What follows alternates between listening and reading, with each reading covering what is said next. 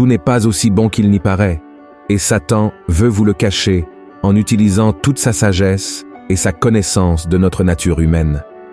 Il nous fait croire que des choses mauvaises, qui nous conduisent à pécher et nous éloignent de la présence de Dieu, semblent bonnes et innocentes. C'est pourquoi, dans la vidéo d'aujourd'hui, je veux vous avertir de la manière dont il le fait. Mais, pour cela, nous devons d'abord découvrir qui est le diable. Avant de devenir cette figure maléfique, il était l'un des anges les plus puissants de Dieu, plein de beauté et de sagesse. La Bible dit que le Seigneur aimait tant cet ange, qu'il l'a orné des joyaux les plus précieux et lui a offert une place de choix dans les régions célestes. Lisons ce que Dieu a dit à son sujet dans Ézéchiel, chapitre 28. « Fils de l'homme, prononce une complainte sur le roi de Tyr. Tu lui diras, ainsi parle le Seigneur, l'Éternel. Tu mettais le sceau à la perfection, tu étais plein de sagesse, parfait en beauté. Tu étais en Éden, le jardin de Dieu. Tu étais couvert de toute espèce de pierres précieuses, de sardoine, de topaze, de diamant, de chrysolite, d'onyx, de jaspe, de saphir, d'escarboucle, d'émeraude et d'or. Tes tambourins et tes flûtes étaient à ton service, préparés pour le jour où tu fus créé. Tu étais un chérubin protecteur, aux ailes déployées. Je t'avais placé et tu étais sur la sainte montagne de Dieu. Tu marchais au milieu des pierres étincelantes. Tu as été intègre dans tes voies, depuis le jour où tu fus créé, jusqu'à celui où l'iniquité a été trouvée chez toi. Qui aurait pu imaginer qu'un être si spécial aux yeux de Dieu puisse devenir l'ennemi du Christ et faire tout son possible pour empêcher les gens de se rapprocher du Seigneur et de recevoir le salut par Jésus? Ce changement s'est produit parce que son cœur s'est rempli d'orgueil. Continuons la lecture d'Ézéchiel 28. Par la grandeur de ton commerce, tu as été rempli de violence et tu as péché.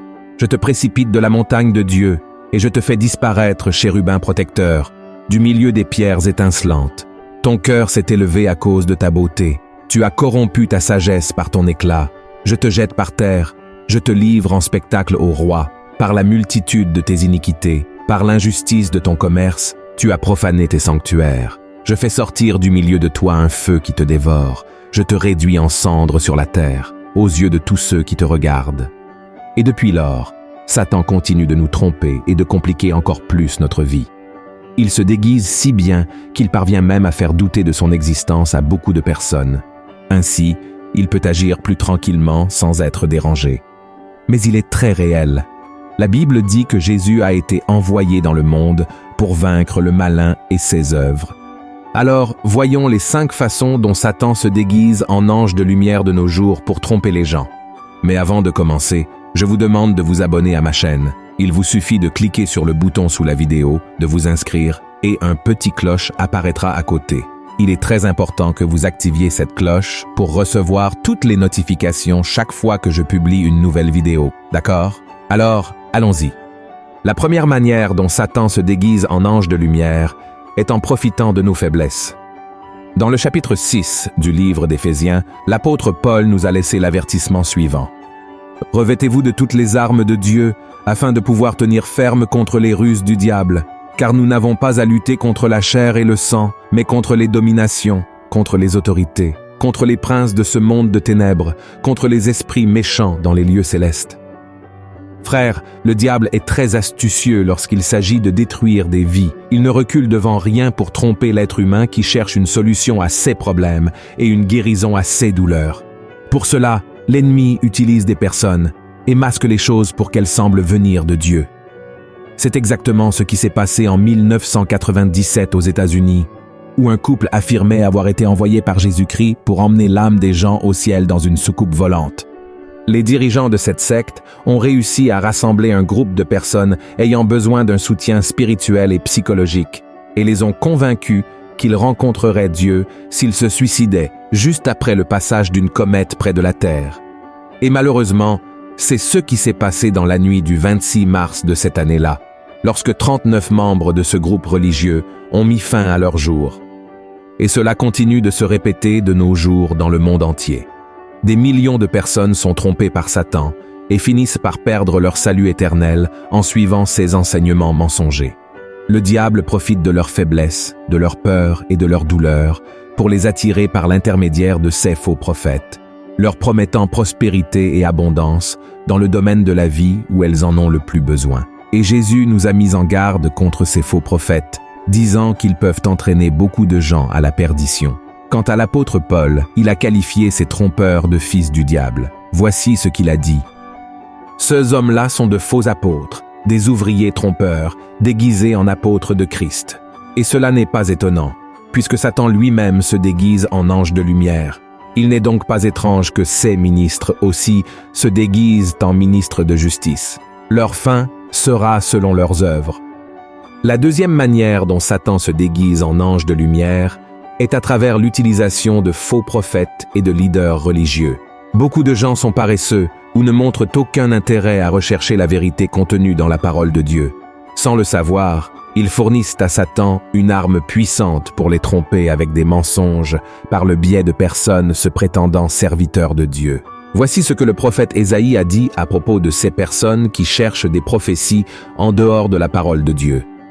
Car c'est un peuple rebelle, ce sont des enfants menteurs, des enfants qui ne veulent point écouter la loi de l'Éternel, qui disent aux voyants, ne voyez pas, et aux prophètes, ne nous prophétisez pas des vérités, dites-nous des choses flatteuses, prophétisez des chimères, détournez-vous du chemin, écartez-vous du sentier, éloignez de notre présence le Saint d'Israël. Frères, souvent les gens ne veulent pas la vérité, car elle n'est pas toujours attirante pour l'être humain. La parole de Dieu parle souvent de renoncement, de porter notre croix. C'est pourquoi de nombreux pasteurs qui enseignent la vérité de l'Évangile sont souvent persécutés et critiqués de nos jours. Si nous ne voulons pas être trompés, nous devons également suivre les conseils de la Bible et examiner ces esprits pour voir s'ils viennent réellement de Dieu. Pour cela, nous devons observer comment agissent les faux pasteurs et les leaders religieux. Premièrement, ils ajoutent ou retirent des choses du texte biblique. Deuxièmement, ils inventent des doctrines qui ne sont pas conformes au contexte du passage biblique. Troisièmement, ils nient que Jésus est le Fils de Dieu, venu dans le monde sous forme humaine, et qu'il est mort et ressuscité. Quatrièmement, ils prophétisent continuellement en disant « Ainsi dit le Seigneur », mais leurs prophéties ne se réalisent pas. Et cinquièmement, leurs messages contiennent un faux évangile de paix, d'amour, d'harmonie et d'unité, mais parfois aussi des explications fausses ou exagérées sur les jugements de Dieu. La troisième manière pour Satan de se déguiser en ange de lumière est d'attaquer l'esprit des gens. L'une des façons les plus destructrices que Satan utilise pour tromper les gens est d'attaquer leur esprit. Il n'épargne personne. Il a même tenté Jésus lui-même après qu'il ait jeûné pendant 40 jours dans le désert. Lisons ce qui est écrit dans Luc, chapitre 4. Jésus, rempli du Saint-Esprit, revint du Jourdain, et il fut conduit par l'Esprit dans le désert, où il fut tenté par le diable pendant 40 jours. Il ne mangea rien durant ces jours-là, et après qu'ils furent écoulés, il eut faim. Le diable lui dit, « Si tu es fils de Dieu, ordonne à cette pierre qu'elle devienne du pain. » Satan lance des forteresses sur notre esprit, jour après jour. Et il se trompe celui qui pense que ces attaques se limitent toujours à des pensées mauvaises, pécheresses.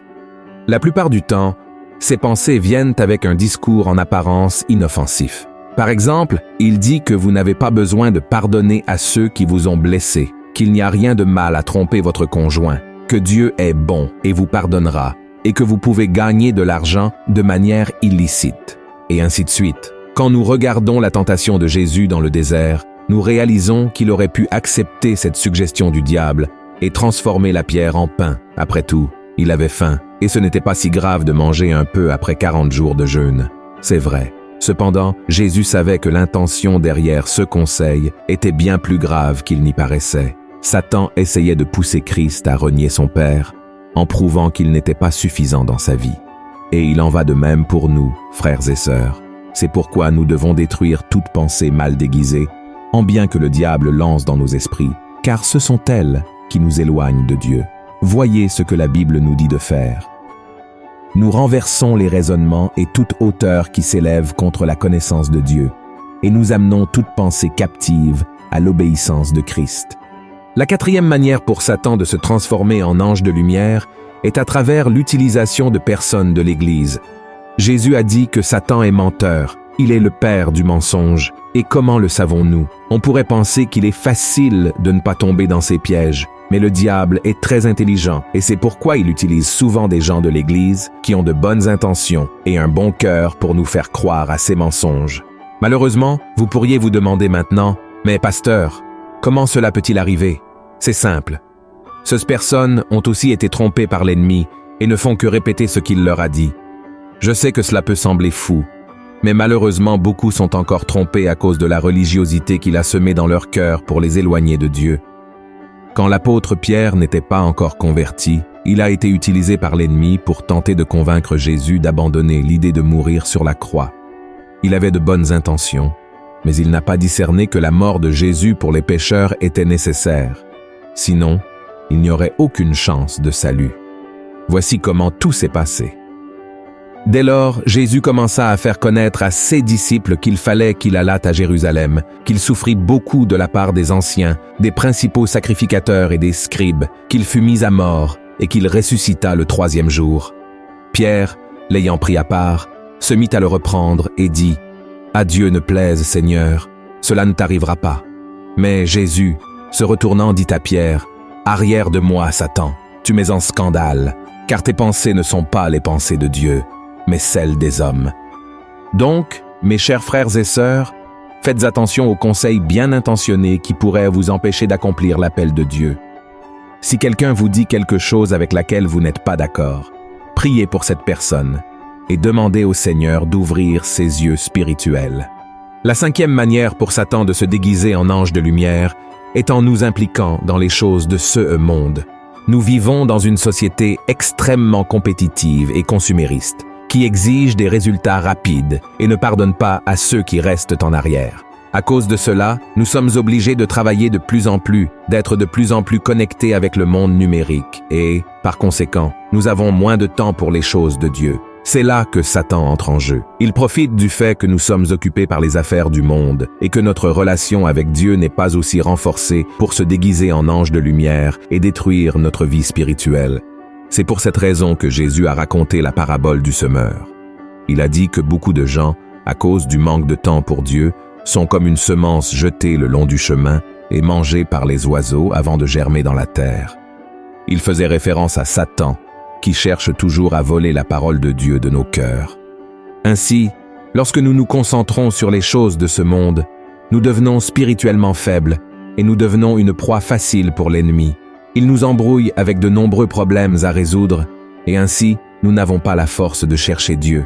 Si cela vous arrive, il est temps d'arrêter tout ce que vous faites et de retourner à la présence du Seigneur, en croyant que si lui n'agit pas, tout sera vain. Amen. Voyez ce qui est écrit dans le psaume 127. Si l'Éternel ne bâtit la maison, ceux qui la bâtissent travaillent en vain. Si l'Éternel ne garde la ville, celui qui la garde veille en vain. En vain vous levez-vous matin, vous couchez-vous tard, et mangez-vous le pain de douleur. Il en donne autant à ses bien-aimés pendant leur sommeil. Frères et sœurs, nous devons rester vigilants face aux ruses du diable, car il est rusé et se déguise toujours en ange de lumière. La meilleure façon de nous protéger de ces tromperies est de chercher continuellement Dieu dans la prière et à travers sa parole. Amen. Si vous avez apprécié ce message, partagez-le avec vos amis et votre famille. Je vais laisser à l'écran 2 vidéos pour vous. Je suis sûr qu'elles vous aideront grandement dans votre marche avec Dieu. Alors, je vous attends dans la prochaine vidéo. Que Dieu vous bénisse.